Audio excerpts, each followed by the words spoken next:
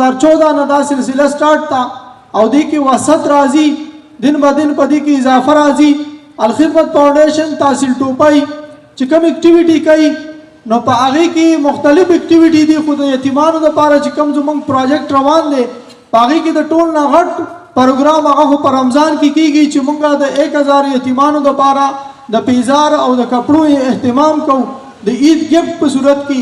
دا غي نه پس چې کوم غټ اکټیویټي دا هغه دغه دا چې د سکولونو د ټیچرانو اساتذه کرام په مدد سره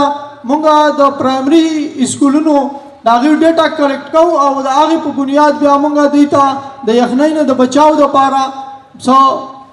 په دې کې کردار ادا کوو اوس چې موږ کوم ایټمز په دې ماشومانو کې تقسیم کړل پاغي کې جرابې دي پکې او په دې کې چې کوم دنو ټوپۍ ده په دې کې د فیمیل لپاره موږ پروګرام کړی دا او د میل لپاره